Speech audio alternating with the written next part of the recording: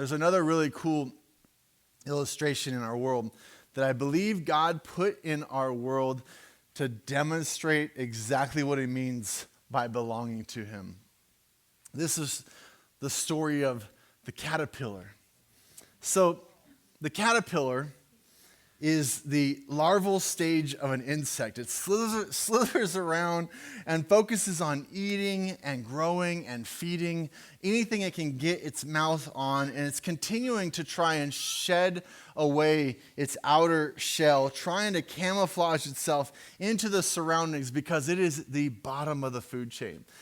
Everything eats the caterpillar. Birds feed. This is the source of food for birds, just dive bombing into these caterpillars. So follow this picture with me. The ugly thing at the bottom of the food chain, trying to get out of its own body, trying to be unnoticed because everything's trying to kill it, eat it, and devour it. What does God do with this creature? Metamorphosis. That's the word used to describe what happens next. I love the word so much that one of my books that's for sale in the Connections Cafe is called Metamorphosis. This is a protective cocoon that comes around the caterpillar when God says, I've got you. Accept my protection. You started at the bottom, now you're here. The body is broken within that, refined. It goes through this soup-like state. The cells change, and what was once crawling on the ground, when you were at the very bottom, God takes that and changes it into something else. Anybody know what it is? A butterfly. One of the most beautiful creatures in our world, with wings that can fly.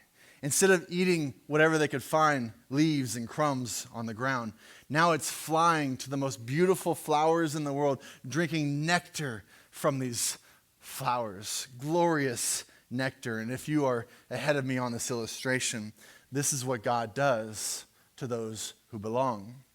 You may have once been at the bottom, but God comes around you and loves you and moves you to the very top, flying above everything from before, having the finest nectar this world has. He says, I've got you. You belong to the King.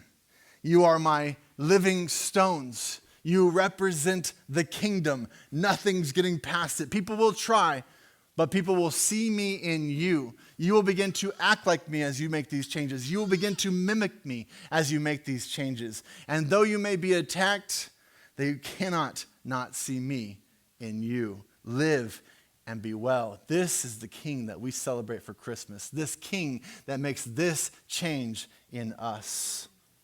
The only question left is, do you know him?